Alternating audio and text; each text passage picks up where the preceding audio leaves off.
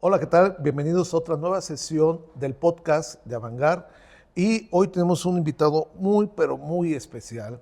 Se trata de José Antonio Gurrea Colín, un gran periodista, un gran narrador desde hace 42 años y realmente ha hecho cosas muy maravillosas dentro del periodismo. Y bueno, te agradecemos mucho, José Antonio, que estés aquí con nosotros. Eduardo, más bien el gusto y el agradecimiento es mío. Muchas gracias por la invitación, de verdad me siento muy honrado. Muchas gracias a Lorena Alcalá, que fue ahí la vía para que yo El estuviera vínculo. aquí. El vínculo, la vía para que yo esté aquí. Muchas gracias, de No, veras, no, al Eduardo. contrario. Y como siempre, les voy a dar una pequeña semblanza, porque pues, a veces tenemos que resumir mucho de todo lo que tienen todos nuestros invitados, porque queremos mucho platicar con ellos de sus experiencias, de todo lo que hacen, todo lo que están ellos realmente aportando en esta vida. Y bueno, como les comenté, es José Antonio Gurrea Colín, que él es periodista y narrador desde hace 42 años, es director general del portal periodístico lalupa.mx, ganador del primer lugar del premio alemán de periodismo Folter Reuter 2008 con una crónica sobre Berlín, Alemania, acreedor al primer Premio Nacional de Periodismo del Club de Periodistas en 2 ocasiones, la primera por una crónica sobre Bosnia-Herzegovina en 2009 y la segunda por un reportaje sobre la legalización de la marihuana recreativa en Colorado, Estados Unidos, en 2017. Ese mismo año recibió el Premio Nacional de Comunicación José Pagés Yergo en la categoría de columna cultural por un texto sobre José Luis Cuevas. Es autor de los libros Atisbos, Antología Narrativa, Periplos, Crónica de Viaje, El largo y sinuoso camino de la transparencia, reportaje, Otredad, Crónicas y reportajes, y Con olor a tinta, crónicas, además una crónica de su autoría Parecen Poniente 74, antología de autores cretanos, entre muchas y muchas grandes cosas que ha hecho José Antonio. La primera pregunta, ¿por qué periodista y no violinista o arquitecto? Sí, fíjate que desde chavito me gustaba mucho leer. Me gustaba mucho leer.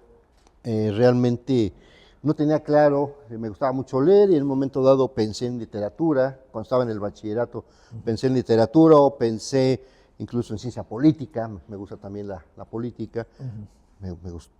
Pensé en filosofía. Pero yo creo que uno de los detonantes fue, en primer lugar, y yo tenía un compañero en el bachillerato que su papá era periodista, era un viejo periodista de ahí en la Ciudad de México, Juan José Bravo Monroy. Era la voz institucional de Radio 1000, núcleo Radio 1000, ¿no? Era Juan José Bravo Monroy. Y tenían espacios, yo escuchaba La Pantera, yo soy rockero, Ah, yo soy rockero de sí, toda la vida, aunque me gusta el jazz, ¿no? sí, Y me gusta otro tipo de géneros. sí. Pero yo escuchaba La Pantera y había cortes en La Pantera que eran capsulitas Sí, noticiosas que se llamaba, el lema era, entérese sin tener la vista fija.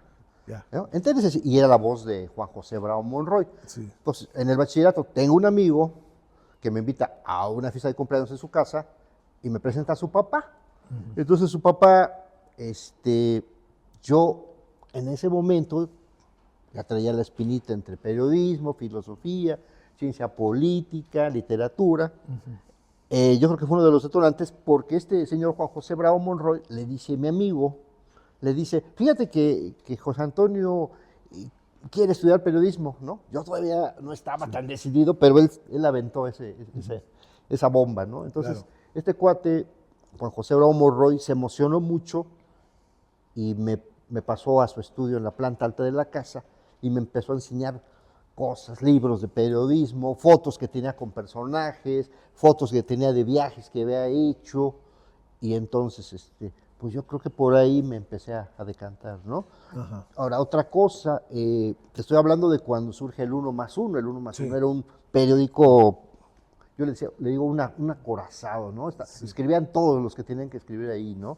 Y de todo. Sí, claro, era un periódico de izquierda, ¿no? De Sí. izquierda, media socialdemocracia, izquierda, ¿no? Y era un periódico que, te digo, yo me gustaba mucho leer, yo lo compraba, me hice también fan del 1+1, ¿no? También yo creo que ese es otra causa también, ¿no? El 1+1 finalmente era como mi trataba decía yo, cuando ya me decanté por el periodismo, sí, yo me encantaría trabajar en el 1+1, ¿no? Lo hice años después, ya no en la mejor época, en la segunda época, Sí. pero trabajé en el 1+1. Pero yo creo que era eso, ¿no? En mi lectura de periódicos, mi papá llevaba a la casa cuando éramos chavitos el Excelsior y el Universal, ¿no? Sí.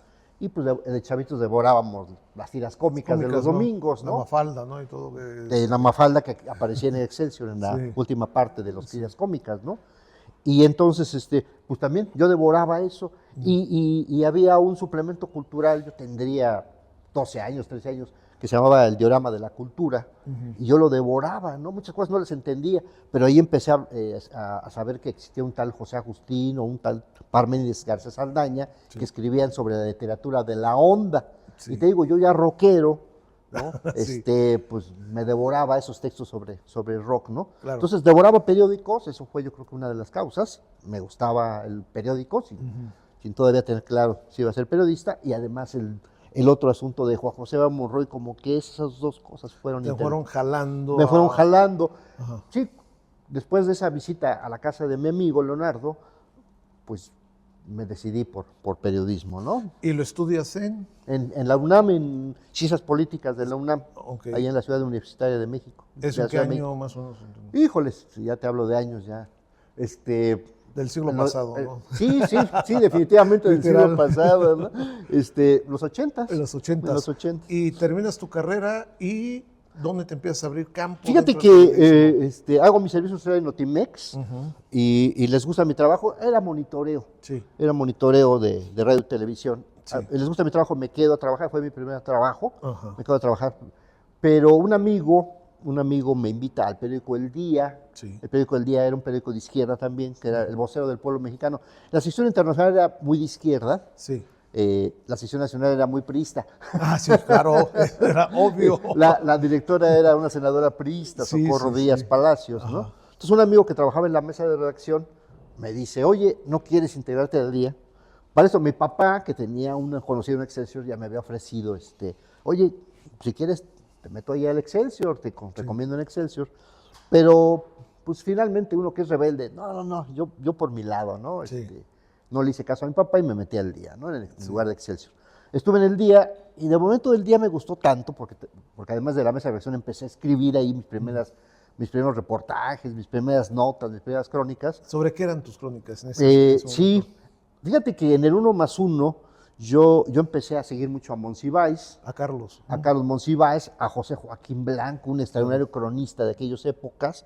Empecé a seguir a Humberto Herrero Navarrete, a Amílcar Salazar, que ahora escribe en La Lupa, Sí. Amílcar, todos ellos eran grandes cronistas, ¿no? Ajá. Que hacían muy buenos trabajos ahí en el 1+1. Entonces, pues mis primeras crónicas eran un poquito imitarlos, ¿no? Imitar su Claro. estilo. Después ya agarré un estilo propio, pero mis primeras crónicas estaban muy influenciadas, sobre todo por José Joaquín Blanco, ¿no? Sí. Había un libro de José Joaquín Blanco que se llama Función de Medianoche, que traía una crónica de Plaza Satélite, ¿no? Entonces yo me fui a Plaza Universidad, que me quedaba más cerca, y me aventé una crónica, ¿no? Muy influenciada, ¿no? Sí. Y fue la primera crónica que escribí para el periódico El Día. Ya. Y ahí te fuiste desarrollando y fuiste encontrando tu estilo. Sí, en El Día pagaban 2 pesos, pero era una escuela muy buena, ¿no? Claro. Claro, fue mi segunda escuela después de la facultad.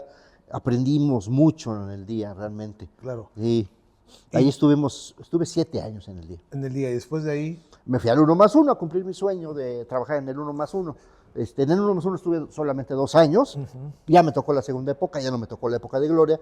Ya los mejores se han ido a la jornada, a fundar la jornada. Ya. Entonces hubo una escisión en el 1+1. ¿Te acuerdas? Recuerda, lo voy a poner el contexto para los quienes nos están viendo. El 1+1 y Proceso nacen de la escisión de Excelsior. Sí. Excelsior le da un golpe de Estado a Luis Echeverría, pone ahí a un director títere, y a partir de ahí, a raíz de eso, nace Proceso y nace 1+1, ¿no? Ya. Y este proceso se convirtió en una revista, pero muy, Pues eran referentes. muy importante. Pero las dos, también el 1+1, Sí, eran sí, sí, en su referentes, momento, ¿no? sí. El director del viejo Excelsior, Sí. del Excelsior, Sí, del golpe, era Julio Scherer, es el director del Proceso. Y el subdirector de ese viejo Excelsior era Manuel Becerra Costa, y Manuel Becerra Costa empieza a dirigir el 1+1. El 1+1. Lamentablemente vienen ahí después pugnas internas y se hace una escisión y muchos de ellos se quedan algunos, otros se van a la jornada. Claro. Y empiezas a especializarte, estás en 1+1, das 2 años. ¿Cuál fue tu trabajo ahí en 1+1? Sí, mira, fíjate que tanto en el día como en el 1+1 fue la mesa de redacción. Sin embargo, yo escribía también, ¿no? A veces me iba a reportear, ¿no? Sí.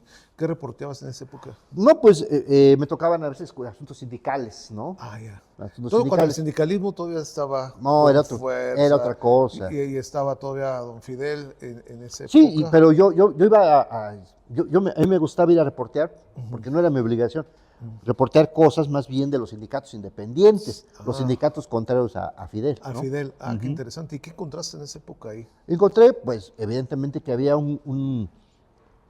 ¿cómo te diría? Había un movimiento efervescente de sindicalismo independiente, Sí.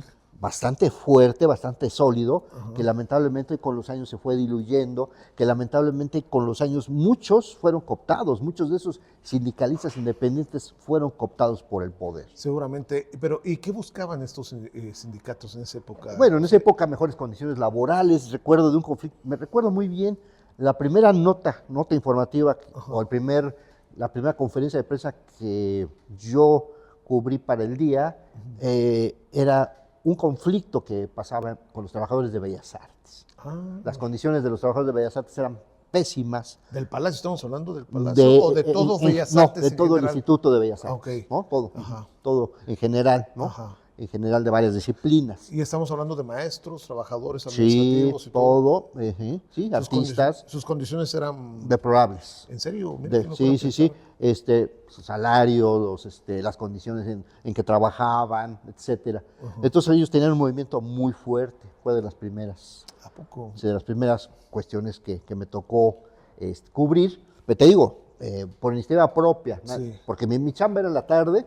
Bueno, para esto dejé Notimex, ya se me hizo chiquito Notimex, lo dejé y empecé a reportear en las mañanas, no diario, iba yo a algunas cosas que me invitaban, pero mi trabajo era la mesa de redacción en la tarde. Yo llegaba a las 4 o 5 de la tarde al periódico, a la mesa de redacción, ¿no? ¿Y ese trabajo que hacías en la mañana era para ti o para quién? Para el día. Para el día. Yo lo publicaba en el día. Ah, ok. Sí, y después fíjate que en el día, que era un muy buen periódico, ahí escribía, cuando vino la escisión, ahí regresó Cristina Pacheco, regresó Juan María Alponte, Gregorio Seltzer, buenos periodistas. Claro, que acaba de morir hace poco, Cristina, Sí, ¿no? El año pasado. sí, así es.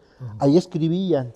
El día de domingo, el día dominguero, traía muchas secciones para leer, ¿no? Claro. Era Y- cuando la gente compraba el periódico y lo devoraba, ¿no? Y con grandes cronistas. Con ¿no? grandes cronistas. Entonces, en el día había una sección que se llamaba Gente Sociedad.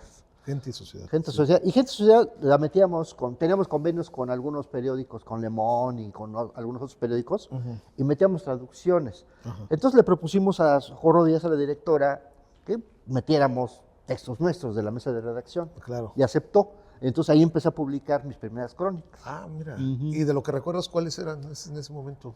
Ah, bueno, te digo, esa ¿Estos de los esa sindicatos? no, esas eran las notas que yo publicaba en Ajá. la sección diaria. ¿Y tus crónicas Las ahí? crónicas en Gente Sociedad, te digo, la de Plaza Universidad. ¿Y qué trataba después- eso de Plaza Universidad, José Antonio? A ver, Ah, es bueno, interesante. trataba yo de describir, ¿no? El ambiente, ¿no? En ese Era- momento. sí, con un talante muy crítico, ¿no? Sí. Con un talante muy crítico, te digo, muy José Joaquín Blanco, ¿no? Claro, claro. Sí, me trataba de criticar el consumismo desmedido, de la gente que iba a pasear a una plaza comercial, ¿no? En ese tiempo también yo estaba muy influenciado, ¿no? Por el marxismo, ¿no? Sí, claro. Después escribí también una crónica sobre la llegada de McDonald's a México. Ah, y a ver. Entonces, McDonald's, que sabemos que es una hamburguesa Sí. pues bastante chafa Sí. y mala, ¿no? En Estados Unidos, pues cuando llegó a McDonald's a México, la pusieron en el Pedregal, en una zona muy, muy nice, ¿no? Muy exclusiva, como se dice ahora, muy fifí. Ajá. Bueno, es un viejo término, ¿no? Sí, sí, se dio que mucho- se volvió a retomar por López Obrador. Y después sí era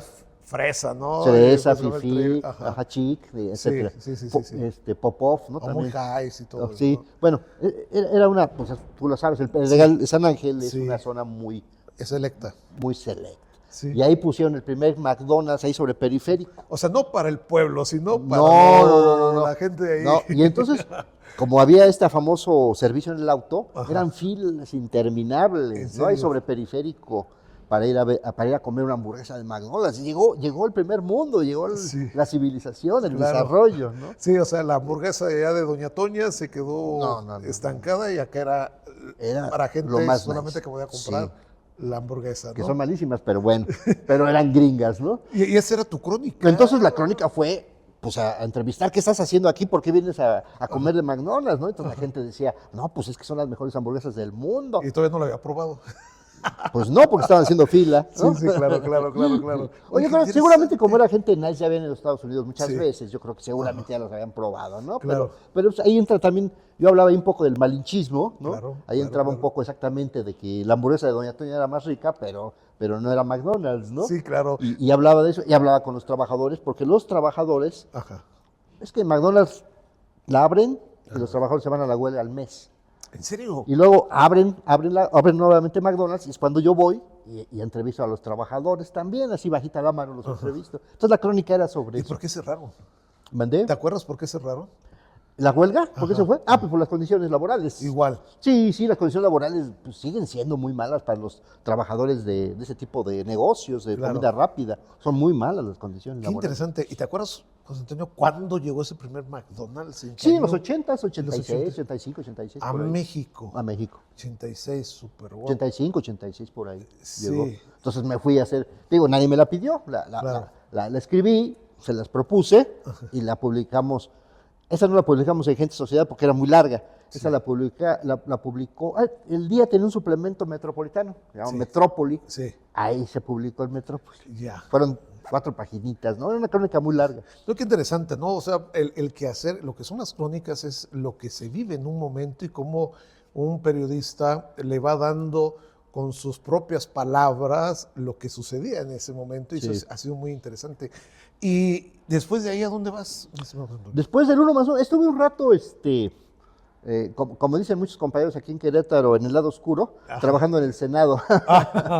¿Hacías reportajes? No, en el Senado trabajaba para un senador, ¿no?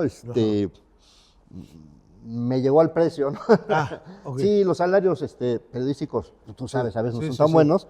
Entonces un senador me ofreció Que le cubrieras. hacer una revista, una gaceta. Ajá. Eso estaba interesante. Sí. Y además, como quería ser gobernador, pues Ya. yo le hacía una entrevista semanal los domingos, los viernes, perdón, Sí. y los domingos la distribuía, sabiendo que los domingos los periódicos no tenían con qué llenar, Sí. distribuía sus grandes declaraciones, ¿no? Claro. Entonces tú distribuías esta gaceta. O sea, tú crees No, distribuía hacía un boletín de las Ah. declaraciones con las declaraciones del senador. Ajá. El senador hablaba, por ejemplo, de los aranceles del 25% de Trump. Ajá. Y entonces yo hacía un boletín y lo distribuía. Ya. No, la gaceta era interna, la gaceta y la revista eran internas. Ya, interesante. ¿Dejas ese periodo?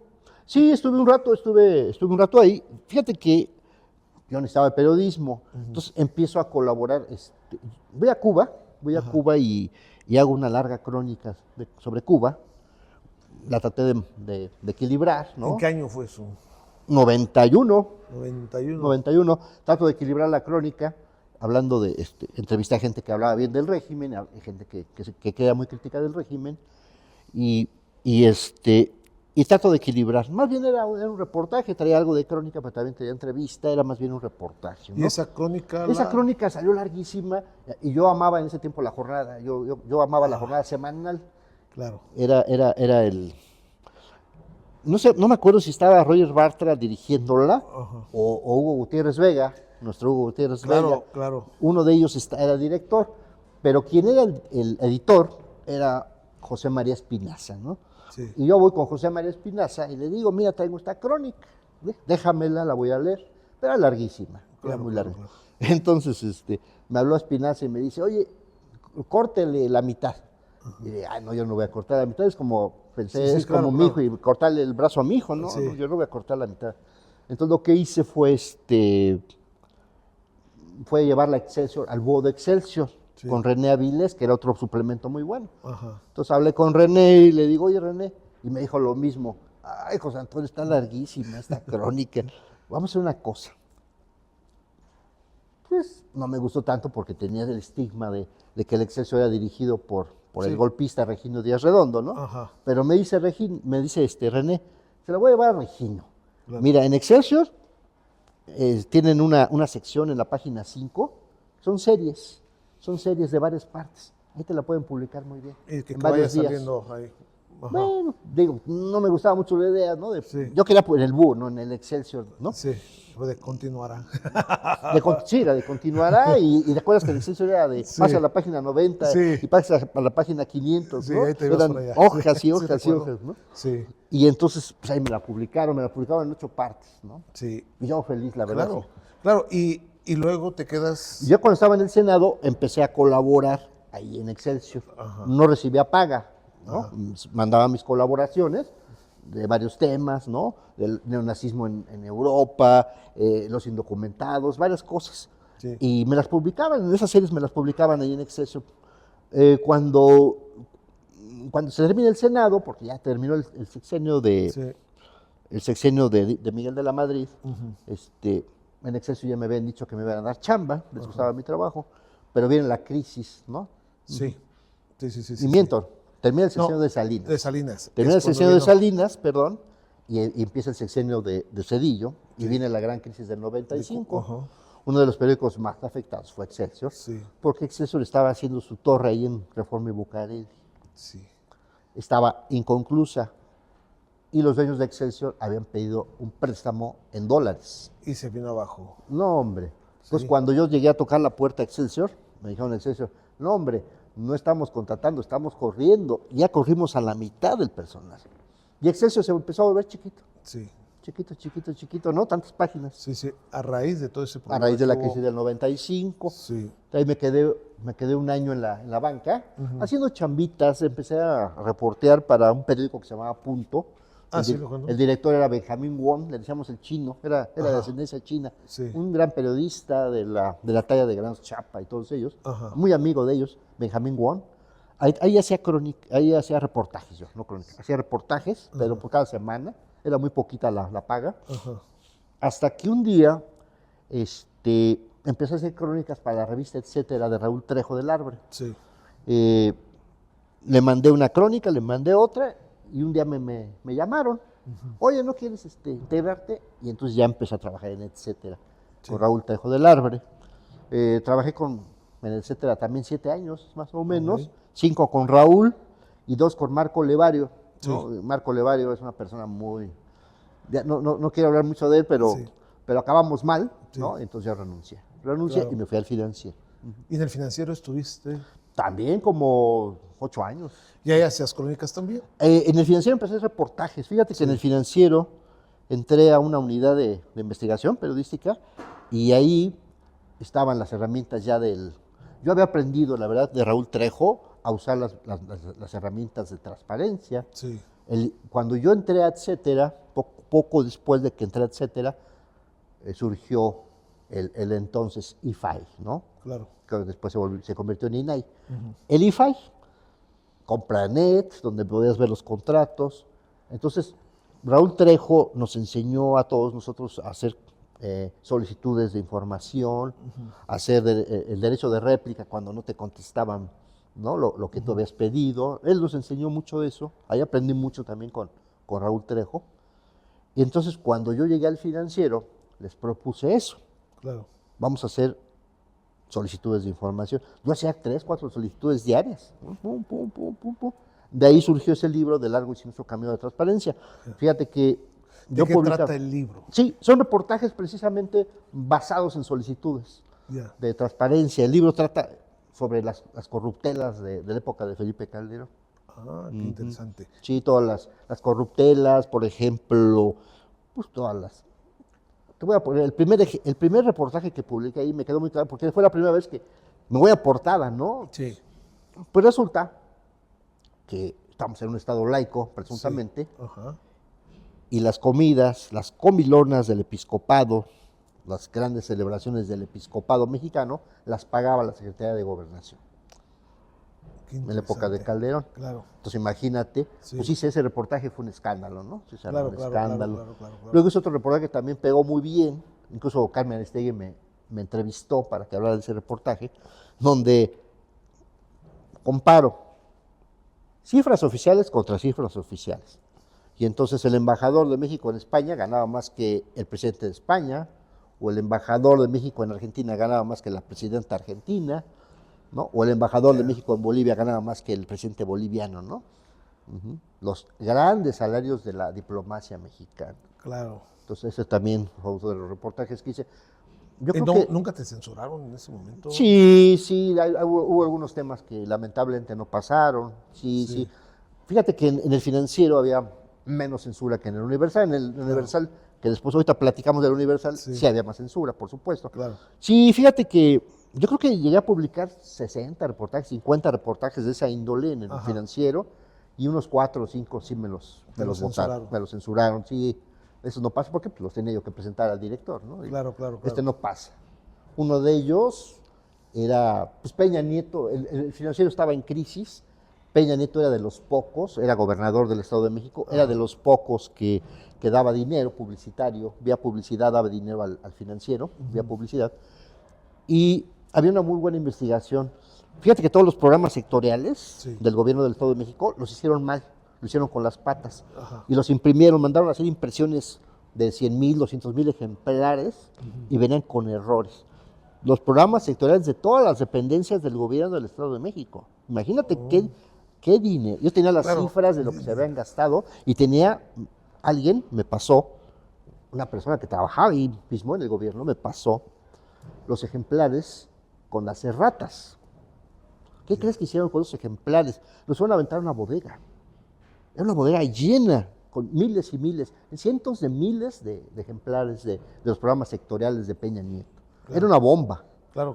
Una bomba, porque además los volvieron después a imprimir ya sin errores. Entonces, imagínate el gastadero.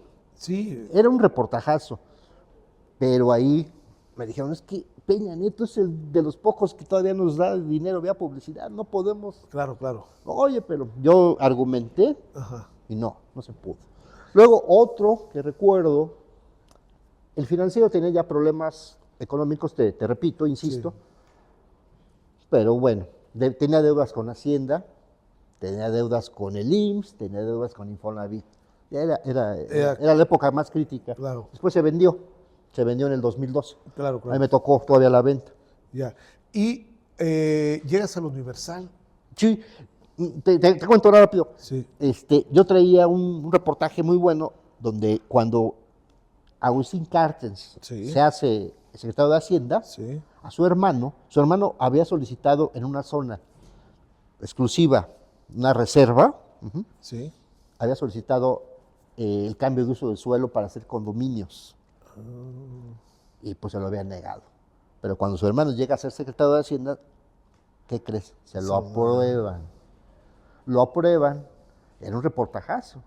Ese también no lo pude publicar por todas las deudas con Hacienda que había. Sí. ¿Y era una reserva? Era una reserva. Ecológica y del sureste. Y ahí se lo dieron, no importa. No importa, ya, su hermano era secretario de Hacienda. Eso era un reportajazo. Claro que sí. Bueno, resulta que de todos los reportajes que escribí ahí, Víctor Roura, el buen Víctor Roura, lo ubicas, periodista cultural, claro. Que también escribe con nosotros en La Lupa. Víctor Roura me habla un día, me dice, oye, me gustan mucho tus reportajes, voy a hacer una selección y te voy a hacer un libro. Y fue el primer libro que saqué, que edité, que publiqué, me lo editó Víctor Roura. Mira. Que es El largo y sinuoso camino de la transparencia. Qué importante y qué interesante. Sí. Y hay algo que quiero preguntarte de dos crónicas muy interesantes que tú realizaste, José Antonio. Una sobre José Luis Cuevas, de este gran pintor, de este escultor también, y que hizo pues esto de la ruptura de la época contemporánea, ¿no? Que José Luis se vuelve un de los más importantes plásticos en México, y que después fue un tema muy sabido por todo el mundo del problema que hubo ahí con su esposa y el problema con sus hijas. Tú te tocó hacer esa crónica de ese momento, ¿verdad? Sí, fíjate que yo a José Luis lo conocí, la primera vez que lo entrevisté ya era viudo, ya había muerto su primera esposa, Berta. Sí. Berta. que parecía tener una relación bastante abierta y bastante bien, ¿no? Sí. Yo busco al maestro Cuevas, yo tenía un espacio por allá de los 2000, además de etcétera, yo seguía en etcétera, pero tenía un espacio para televisión e internet. Sí. Entonces busco a Cuevas, me dan el teléfono de Cuevas y va Cuevas. Me acuerdo que lo primero así, lo invito, como tú me hiciste ahorita el favor de invitarte, se siente y le digo, maestro, y me dice, no, ¿qué maestro? Soy José Luis. Pero me dijo una grosería, ¿no? Sí. Me dijo una grosería. No sé si puede aquí repetir la grosería, mejor no la repito, pero me dice, no inventes, ¿no? Ajá, Pero con una grosería, ¿no? Con CH. Soy José Luis, para ti. Ah, está bueno. Y de ahí lo empecé a tutear. Hicimos buena. Lo entrevisté como 5 veces en su vida. Claro. ¿Y cómo era José Luis? Me llegó a invitar a su cumpleaños, ¿no? A su fiesta de cumpleaños. Era una persona muy afable, ¿no? Era una persona muy afable. Cuando lo entrevisto la primera vez viudo, era una persona muy abierta todavía, era él. Era una persona, me acuerdo que le hago una pregunta, ¿no? Que se usaba Viagra, ¿no? Sí. Y dice, no, yo uso anti-Viagra, ¿no? Cosas así, ¿no? Sí. Era una persona en ese aspecto sexual muy abierta, ¿no? Sí. Y entonces, después lo empiezo a entrevistar, pero ya iba con Beatriz del Carmen, su segunda esposa. Y yo ya lo veía como más contenido, ¿no? Más contenido, como que pasaba algo ahí. Las hijas empezaron a hablar de mi papá, que lo torturan, lo insultan, lo maltratan. Claro. Pero bueno, no lo sabíamos bien a bien, ¿no? Ajá. La última vez que entrevistó a Cuevas era diciembre y lo entrevistó para El Financiero, todavía para El Financiero. Le hablo por teléfono y me recibe en su casa. Él tenía una casa en San Ángel, en el barrio de San Ángel, una casa vieja, muy bonita, vieja. Hay un barrio muy viejito, ¿no? Ajá. Muy tradicional. Sí. Llego a su casa, toco el timbre y se asoma por la ventana del segundo piso, muy afónico totalmente, en bata, vestido con una bata, me dice, hola José Antonio, ahí voy, estoy un poco enfermo, pero ahí voy. Entonces baja y lo veo muy enfermo, te digo, en bata, todo pues, demacrado. Sí. Le digo, oye, José Luis, regreso otro día. No, pásate. Entonces pasamos, había un largo y angosto pasillo y después a la izquierda estaba una biblioteca. Yeah. Ahí en la biblioteca nos sentamos y me dice, le digo, ¿estás solo? Sí, Beatriz del Carmen se fue al médico, también está malita. Ah, ¿y tú ya fuiste al médico? No, yo me alivio solo. No. A ver, vamos a empezar la entrevista. Pero oye, voy a fumar. Digo, pues hace bien enfermo. No, voy a fumar. Pero mira, va a llegar Beatriz del Carmen, va a oler el cigarro y me va a regañar. Así que te echas la culpa, tú fumaste. No, está bien. Entonces levanta unos sillones, unos cojines, y hasta abajo tenía una cajetilla de Raleigh, ¿te acuerdas de los Raleigh? ¿No? Sí. Toda arrugada, ¿no? Y saca un cigarro y empieza a fumar por una avidez. Y pues imagínate con la garganta así, pero bueno. Sí. Me acuerdo que esa visita fue muy padre porque nunca lo había entrevistado en su casa, lo había entrevistado en otros lados. En otros foros. Y empezamos ahí a hablar de los libros que tenía. Yo también tengo este libro. Oye, no inventes, ¿no? Ajá. Tenía unos libros repetidos que me regaló, ¿no? Claro. Muy buena persona. Y entonces estábamos en eso, platicando. Todavía la entrevista ni empezaba, todavía estábamos ahí en el preámbulo. En el preámbulo, sí. Cuando suenan las llaves de la casa. Pero como te digo, era un pasillo muy largo. Y entonces, yo lo noté nerviosón, ¿no? Sí. Escucha, es Beatriz del Carmen. Y entonces le dice, Beatriz del Carmen, ¿eres tú? Pero así te digo, con la voz muy afónica. Sí. Y Beatriz del Carmen lo empieza a insultar. Por unas palabras fuertes, duras, agresivas. Le empieza a decir que por su culpa, la culpa de él por andarme besando, ya me enfermé. Pero le dice de groserías bastante, ¿no? Claro. Y va caminando ella hacia el estudio, ¿no? Mientras lo insulta, va caminando al estudio. Entonces, y yo de verdad me quería desaparecer. Imagínate qué estoy haciendo aquí, qué pena, ¿no? Sí. Qué pena ajena, ¿no? Muy triste, muy lamentable por el maestro, ¿no? La gran figura que era. La gran figura que era, viéndolo cómo definitivamente tenía el síndrome de Estocolmo, ¿no? Sí. Y entonces la mujer se aparece y me ve. No, hombre, se puso de 1000 colores. Ja, ja, ja, ja, ja. Así nos llevamos, estábamos bromeando. Y lo empieza a besar, lo agarro de la Sí. cabeza. Pero el maestro estaba impactado, el maestro estaba así. Yo le vi los ojos húmedos Claro, al claro, maestro, claro. porque pues, imagínate. Entonces la mujer, ja, ja, ja, jo, jo, jo, pum, y dijo, bueno, los dejo. Y se fue. Yeah, Entonces nos quedamos así los dos sin saber qué decir. claro, No sé, a lo mejor fueron segundos, pero a mí se me hizo eterno eso. claro. ¿Y hiciste la entrevista? Hice la entrevista ya muy, híjoles, Ya no con no, muy incómodo. con este preámbulo que habían desarrollado y todo No, eso. una entrevista muy incómoda, no, la verdad, muy rígida, ¿no? Ya me fui de ahí, me despedí, me salí. Y nunca lo publiqué Claro, porque dejó de hablarle a sus hijas. ya. Después de, ¿no? Que sus hijas denunciaron eso, Sí. les dejó de hablar a sus hijas. Yo estimaba mucho al maestro y dije, bueno, si yo publico esto, me va a dejar de hablar. Claro. Yo no quería perder su amistad. Claro, Eso fue claro. la razón por lo que no lo publico. Ya. Yo estaba ya en el Universal Querétaro, a donde llegué a dirigir. Después de estar en Universal México, vine para acá al Universal Querétaro a dirigirlo. El Y, de aquí. y estaba yo aquí cuando Ajá. me entero de su muerte. Ya.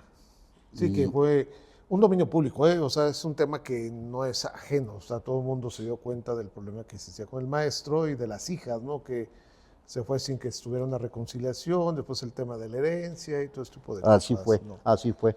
Sí, sí, Entonces, pues veo la noticia de su muerte, me conmueve la noticia de su muerte, Ajá.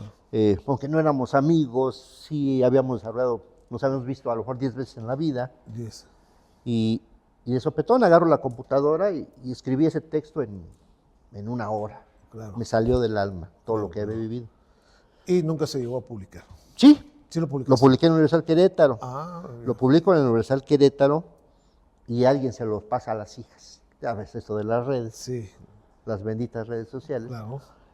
Entonces las hijas lo empiezan A circular. circular, a distribuir. No, hombre, Que todo México se entere. que todo México se entere. Pues no se enteró todo México, pero se enteró mucha gente. Sí. Mucha gente. Porque hablas de la realidad que sucedió en Sí. ese momento y a las hijas les convenía eso. Claro, Claro. por supuesto. Miren, aquí hay pruebas. Sí, Yo hasta un momento pensé a ver si no me demanda esta señora. sí. No pasó nada, no me demandó, pero alguien me dijo, oye, qué buen texto, qué buen texto, qué buen texto. Fíjate que el premio José Pajellero tiene ahí una categoría de columna, de periodismo cultural, ¿no? Más bien, Sí. pero era columna cultural, algo así se llamaba la categoría. Claro. Mételo a columna cultural, alguien me dijo. Lo escribí, a ver, ¿qué pasa? Y lo gané. Y te ganas este premio. El premio Pajellero, sí. Ah, mira, qué interesante. Sí, así fue. Y hay otra crónica que es muy interesante que me gustaría que tocáramos. Habla sobre las madres buscadoras. ¿Nos puedes explicar sobre este tema? Que es un Sí. tema muy sensible que vivimos en México y antes de la entrevista platicábamos, ¿no? Que tú me decías, toda la vida nunca, no pasa nada, ¿no? Y cuando realmente pues, sí pasan muchas cosas, ¿no? Sí. ¿Qué te llevó a hacer esta crónica? No, fíjate que yo estuve casi 3 años en el Universal México. Casi todos los textos que hicimos, porque yo tenía un equipo de 40 personas, todos los corresponsales, yo era el editor de estados. Ajá. Yo manejaba a todos los corresponsales, yo coordinaba, no manejaba, perdón, es Sí. mal dicho. Coordinaba a Coordinabas. todos los corresponsales. Ok. Y eran 40 personas, y hicimos muy buenos trabajos. Digo, nos llegaron a censurar algunos, Ajá. pero la mayoría pasaron Ajá. y eran muy buenos trabajos. Entonces, el primer año, cuando yo llego al Universal México, el primer año fue como reestructurar el asunto de la plantilla de corresponsales. Sucede que había como 80 corresponsales que ganaban igualas muy pequeñitas. Sí. No les interesaba. Ganaban igualas de 2,000 pesos al mes, imagínate. No. Pero tampoco escribían, ¿me explico? Sí, claro. Empecé a ver, pues este cuate no escribe hace 8 meses, ¿para qué lo queremos aquí? Claro. Era un antiguo editor de estados, que después se volvió director editorial del Universal México. Tenía a esos 80 corresponsales por lo siguiente. porque ellos cobraban en los gobiernos de los estados. Cobraban en la legislatura, cobraban en los gobiernos estatales, cobraban en los municipios, y la mitad se la mandaban al señor ese que después fue director editorial. Por eso tantos corresponsales que no hacían nada. Claro. Y que no les importaba cobrar 2,000 pesos de Iguala. Ese dinero no les servía de nada. Ajá. ¿No? Lo que cobraban realmente era mucho más y por debajo del agua. Claro. Entonces, cuando yo llego, veo una lista de 80 corresponsales, de los cuales Mucho aviador. de 50 eran aviadores, Ajá. y vamos para afuera, ¿no? Por fortuna, no tenían contrato, estaban por honorarios, no fue tan difícil deshacerme de ellos. Claro. Reestructuramos, el primer año me dedico a reestructurar la plantilla, Ajá. y el segundo año empiezo yo ya a salir, a hacer reportajes.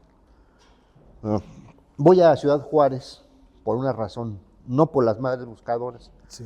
sino por otra razón, ¿no? Fíjate que una población en 2000, cuando estoy en el Financiero, por ahí de 2010, Sí. me entero que en una población fronteriza, una población de Chihuahua, fronteriza con Texas, matan al jefe de la policía. Ya. Matan al jefe de la policía, eran 5 o 6, era una población muy chiquita, Sí. un municipio muy chiquito, eran 5 o 6 integrantes de la policía municipal. Matan al policía, los otros 4, excepto uno, se van a Estados Unidos, pues da miedo que los vayan a matar. Y uno de ellos dice, una mujer, la única chica de la corporación, una chica, dice, yo me quedo con el puesto. Pues era como firmar tu sentencia de muerte. Claro. Vinieron periódicos griegos a entrevistarla. Periódicos mexicanos fueron a entrevistarla. Se volvió famosa esa chava, Sí. porque dice, no, a mí no me da miedo, pero está sola, le dicen, la cuestionan. No importa. La población me va a apoyar. Lamentablemente la levantan, la desaparecen al mes. Poco después su cuerpo aparece descuartizado en un río. Eso pasó en 2010. Y como un lamentable déjà vu, en 2015 vuelve a suceder lo mismo. Pasan 5 años, el nuevo alcalde, dice, pues ya no hay tanta violencia, piensa él, ¿no? Sí. Aquí no pasa nada. ¿Y qué crees? Vuelve a formar un cuerpo de policía de 5 integrantes. Al poco rato, matan al jefe de la policía. Y uno de ellos, como si no hubiera memoria, con una amnesia tremenda, uno de ellos, un señor, dice, yo me puedo quedar con el cargo de jefe de policía. Pasa lo mismo. Aquí más lamentable, porque está en un partido de béisbol con su hijo adolescente y a los dos los matan ahí en el estadio, en pleno estadio. Ya. Entonces yo iba a eso, a cubrir eso, a ir al pueblo, y en eso, investigando, en contacto con un abogado que ayudaba a los mexicanos en Estados Unidos a lograr el asilo. Muy difícil. Sí, claro. El 1% de los mexicanos logran el asilo, el 1%. Sí. Muy difícil. Pero bueno, voy para allá. Yo pasaba a la parte gringa, Sí. a entrevistar al Paso o a otras poblaciones, a entrevistar a estas personas, pero me quedaba en Ciudad Juárez. Estoy en Ciudad Juárez y hay un diario, que es buen diario, el famoso Diario de Juárez, que incluso ha sufrido atentados. Sí. Agarro el periódico del Diario de Juárez y la cabeza principal dice, hoy el juicio histórico. ¡Ay, caramba! Empiezo a leer y era un juicio contra varios feminicidas. Es juicios orales, por fortuna, puedes entrar, me lanzo allá y ahí conozco algunas madres, ahí conozco algunas activistas y me centro sobre todo en una madre. Ese día condenan con penas fuertes a 5 feminicidas. Pero veo a una señora llorando. Me acerco y me dice, es que al tipo que mató a mi hija metió un amparo y no lo están condenando. Qué lamentable. Señora, ¿la puedo entrevistar? Y se acercan las activistas para ver quién era Claro. yo. Y ya platico con ellas. Y al otro día nos vemos en un local de activistas. Y ahí llega la señora, ahí la entrevisto. La señora había perdido a su hija, en efecto. La hija, estamos en Ciudad Juárez, donde, híjoles, Sí, sí, sí, sí. desde los años 80 se registran feminicidios, ¿no? Ajá. Terrible. Y sigue habiendo. Sí, claro. Entonces la señora me cuenta que su hija veía mucho un programa de TV Azteca, Venga la Alegría, y ella quería ser parte del ballet de Venga la Alegría. Era su Su sueño. sueño, sí. Y entonces yo creo que lo andaba platicando a medio mundo, y un día un tipo se hace pasar por fotógrafo y le dice, yo te puedo hacer famosa, vamos a hacer una sesión de fotografía.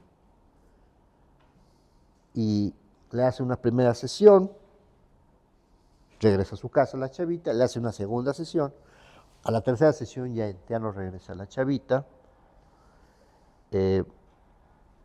desaparece completamente, la señora se pone con otras madres a buscarla, y una cuestión de casualidad, en el Valle de Juárez, que es un desierto entre Juárez y ¿Qué pasó? encuentra, en el semidesierto, un campesino Sí. va caminando y cruje algo a sus pies y empieza a escarbar y había huesos, muchos huesos. Da aviso a la policía y allí empiezan a hacer pruebas de ADN. Había los restos de cientos de chicas ahí. Y encuentran de esta niña, encuentran 10 centímetros de cráneo, es todo lo que encuentran, 10 centímetros de cráneo. Qué barbaridad. Sí. Ella no cree en las autoridades estatales, con mucha razón. Claro. Entonces van las autoridades federales a hacer una nueva prueba de ADN. Y dicen, sí es su hija. Pues ella tampoco cree en las autoridades federales. Y llegan los argentinos de Ayotzinapa, Claro. ese grupo muy famoso de argentinos, Sí, ajá. y hacen la tercera prueba y le dicen, sí, su hija. No, pues la señora se trata de suicidar. No, la señora se cae en ese momento, ¿no? Claro. Porque tenía todavía esa leve esperanza de De encontrar encontrar a a su hija. su nena. Pero no es posible que mi hija sea esto, ¿no? 10 centímetros de cráneo. Sí, te puedo decir con mucho orgullo que quizá la mejor poeta, una de los mejores poetas, Rocío Benítez, que en ese tiempo trabajaba conmigo en el Universal, leyó la crónica. Esa la publicaste, ¿eh? La publiqué, esa crónica la publiqué, claro, la publiqué todavía en el Universal México, Ya. en el Universal México, pero luego hice un libro que se llama Otra Edad y ahí viene esa crónica. Ya. Le regalé a Chío Benítez, le regalé el libro de Otra Edad, Ajá. y Chío Benítez empezó a desarrollar un poemario a raíz de eso. Claro. Bueno, es un libro que te recomiendo, Sí, claro. ahorita te digo el título. Chío Benítez tiene el poemario ahí, guardado, y un día lo mete a un concurso de premio de poesía iberoamericana, Ajá. y lo gana. No me digas. Lo gana con ese libro.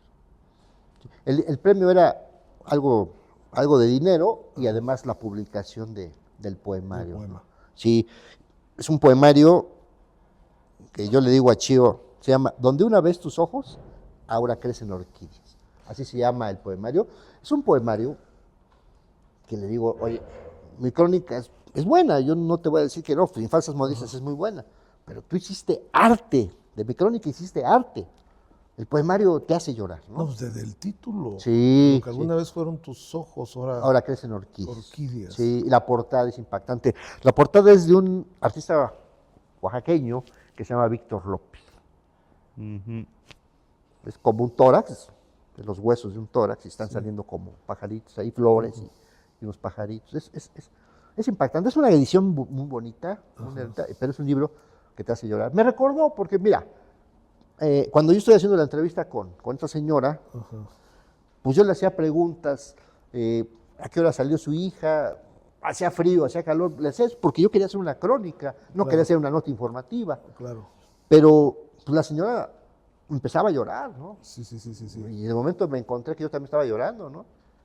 Es muy fuerte eso. No, por supuesto. Y luego de hecho, la señora llevaba fotos de las dos primeras sesiones y las empieza a enseñar, ¿no? Claro. Imagínate, qué triste. Perdón. No,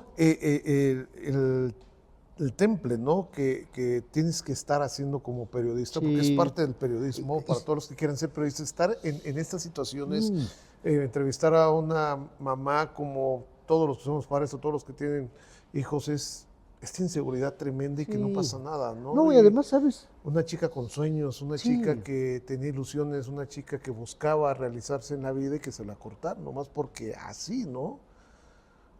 Y estar tú ahí haciendo esto como Sí. que... Y además el asunto de, a ver, tengo que tener mis límites. Sí, claro. No soy un periodista sin Es escrúpulos. que eso es lo importante. No soy un periodista sin Hasta escrúpulos. dónde sí ¿no? y hasta dónde Claro. no. Y puedes entrar tú Sí. que eres periodista, ¿cómo?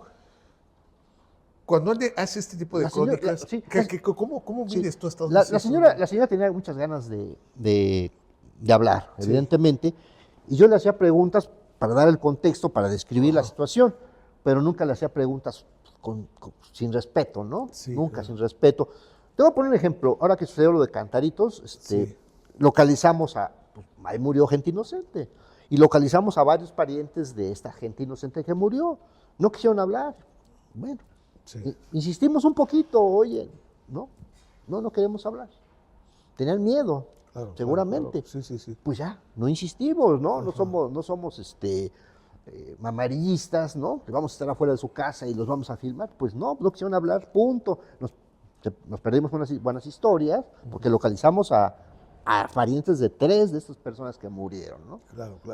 Pues ni modo.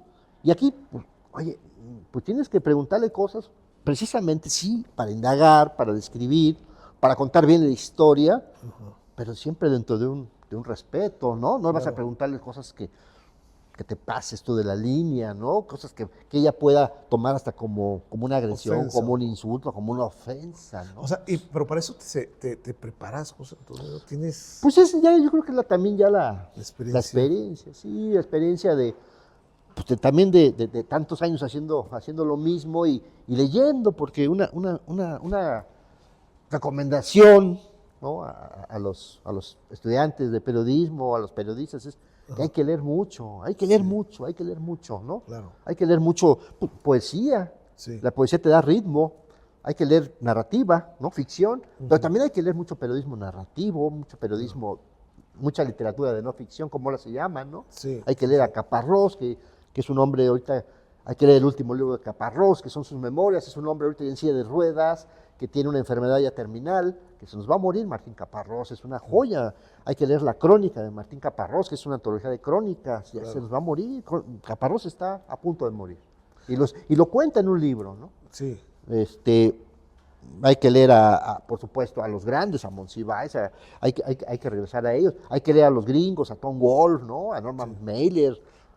Y hay que leer a nuestro Juan Villoro, ¿no? Sí, claro. Hay que leer a esta señora que es buenísima, Leila Guerriero, ¿no? Sí. Que es argentina, ¿no? Híjoles, es buenísima ella.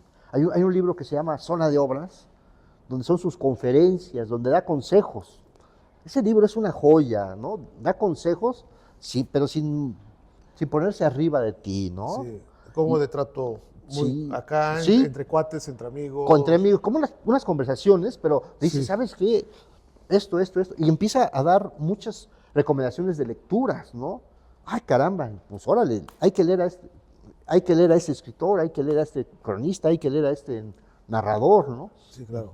Y José Antonio, para cerrar, porque ha sido muy importante, muy interesante esa Muchas plática, muy gracias. agradecido.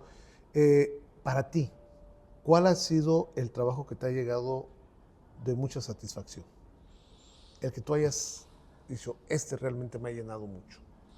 Hay varios, es una pregunta difícil, hay varios. Esos dos que mencionas, por supuesto. El de la recreativa fue muy divertido, ¿no? Fue muy divertido. Ese ni me tocaba a mí, ¿no? Pues yo lo quería hacer. Cumplió Colorado un año con la recreativa. Ya la medicina tenía 5 años o 10, Sí. ya tenía mucho tiempo. Pero cumplí un año, entonces me acerqué con el subdirector de la Universal y le dije, oye, quiero ir. Y me dijo, pero eso no te toca a ti. Pero me acabas de dar la idea, voy a mandar a alguien de internacionales. Digo, no inventes. Pero tú eres de Estados, no te toca a ti. Entonces le dije, ¿sabes qué? Me voy en mis vacaciones. Ok, pero te voy a dar viáticos, pero no te voy a dar fotógrafo. Y tienes que traer video y fotografía, pero no te voy a dar fotógrafo. Entonces le dije a un amigo, acompáñame. Ajá. Y el amigo me acompañó y hizo video y fotografía, ¿no? Y nos fuimos, además nos fuimos por nuestros medios, ¿no? Claro. Me dio viáticos, me dio una lana para viáticos, pero no me dio el pasaje de avión, no me dio nada, ¿no? Entonces fue una aventura porque llegamos a Ciudad Juárez con un amigo de Ciudad Juárez. Fui muchas veces a Ciudad Juárez a hacer reportajes y hice amigos. Lamentablemente ese amigo ya murió prematuramente, un ictus cerebral. Murió 51 años, ¿no? Sí, muy joven. Sí, relativamente joven. Y este era mi, le podemos decir mi fixer, pero no me cobraba, era mi Virgilio, ¿no? Mi Virgilio en las tierras, en los infiernos de Dante, ¿no? Claro. Entonces él le encantaba y llegamos con él y él dice, vámonos en mi camioneta hasta Colorado, ¿no? Que son como 12, 14 horas. Pero yo les dije, no, ¿saben qué? Yo me quiero ir en camión porque quiero hacer otro reportaje. Hice otra. Aquí vas a encontrar en este libro ¿En esa parte? Ajá. una serie que tenía me vengo a Querétaro y muchos de esos textos gringos, ¿no? De mis andanzas por Estados Unidos, se quedan en el tintero, ¿no? Se quedan en el tintero. Entonces los publico, hice una compilación.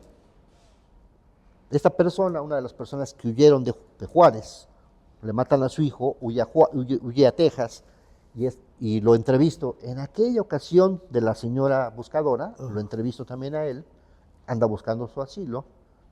Me entero en el 2020 de que murió por COVID, ¿no?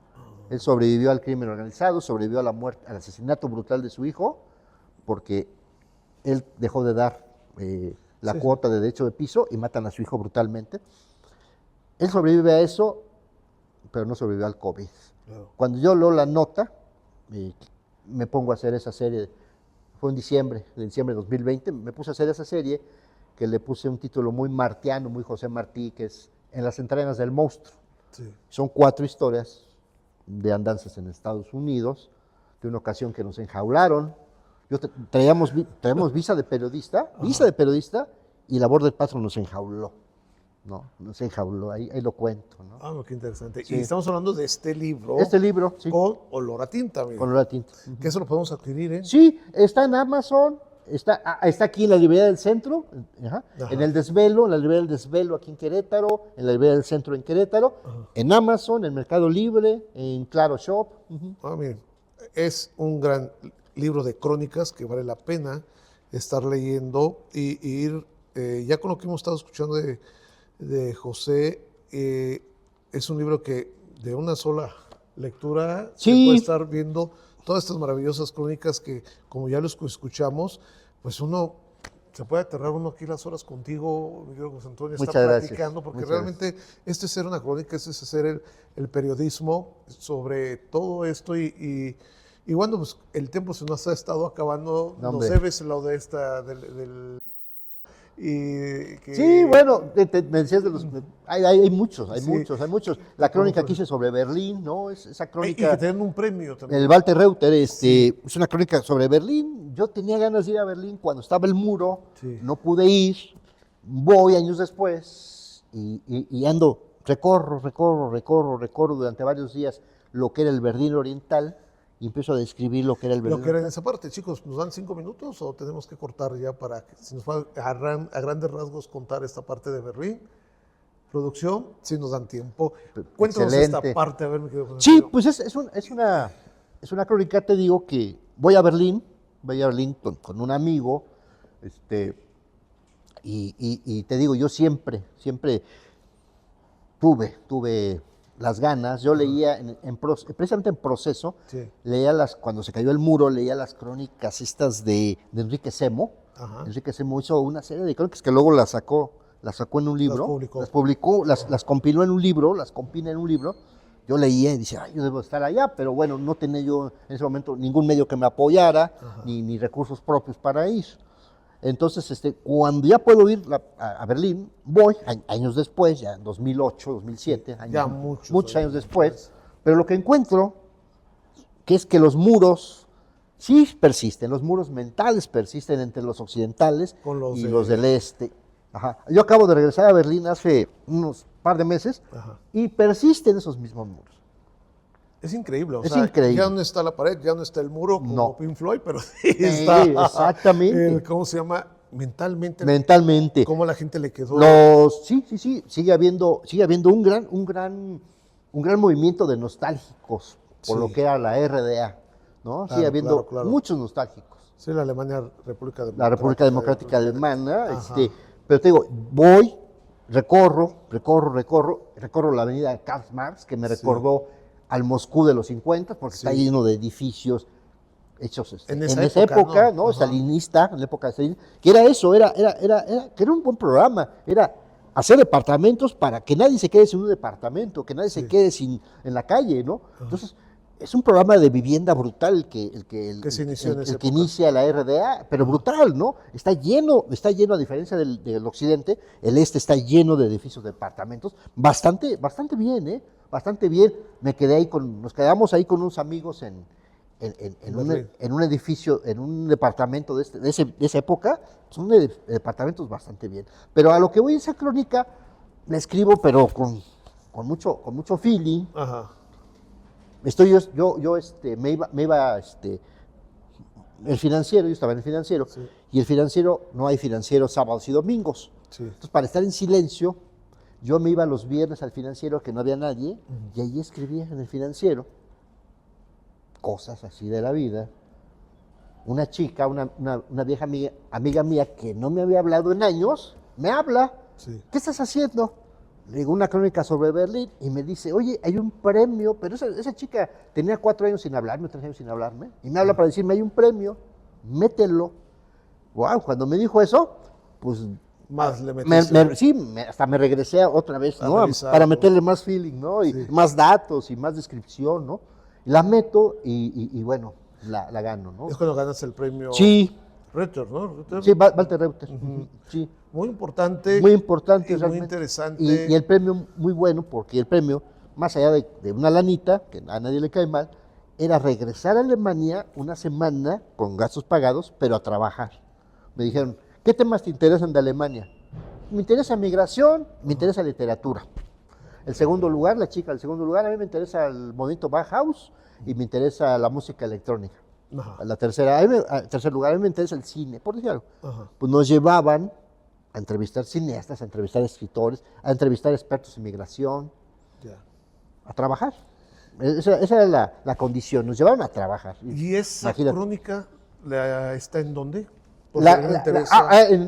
La tengo en un libro que se llama Periplos. Ese libro Periplos, lamentablemente está agotado. Ajá. Está agotado. Pero en las redes no tienes nada. En la red sí. Electrónicos. Fíjate que esa la publiqué en el Financiero. Ya. Lamentablemente, cuando venden el Financiero, muchos de esos trabajos los tiraron. No me digas. Sí. Los nuevos dueños. Pero con esa crónica también. Esa crónica se puede encontrar. ¿Se puede encontrar? Sí, te la voy a mandar. La fundación, las fundaciones, Sí. Rosa Luxemburgo y todas las fundaciones que dan ese premio, Las cuando cumplió 10 años el premio, Ajá. hicieron una especie de libro, un ebook. Claro. Ajá, ahí vienen los 10 primeros lugares, los 10 primeros años, los primeros lugares. Ahí viene la crónica, te la voy a enviar. Ah, pues, Pero ese libro de Periplos, pues tengo ahorita aquí como que el plan para volverlo a editar. ahorita, ¿no? que sería muy importante. Está agotado ese libro. Oh, pues, José Antonio, qué agradable estar platicando contigo el día de hoy. Grandes experiencias. Muchas gracias. Lo que es ser un periodista, lo que es ser un cronista, para todos aquellos que quieran dedicarse al arte del periodismo. Hay muchas vertientes que se pueden manejar. Una es la crónica, otra es el periodismo de lo que nos platicaba sobre diferentes temas, otro puede ser cultural, otro puede ser policial. O sea, hay un sinfín, Por supuesto. un gran espectro para poder estar haciendo un gran periodismo. José Antonio, muchas gracias. No, gracias a ti. Muy orgulloso de estar aquí. Te agradezco de corazón. No, al contrario. La invitación. Muy bien, pues les agradecemos a todos y recuerden visitarnos en nuestras páginas en TikTok, en Instagram, en Facebook, en Avatar La Entrevista. Yo soy el doctor Eduardo Núñez y los esperamos en el próximo podcast. Muchas gracias.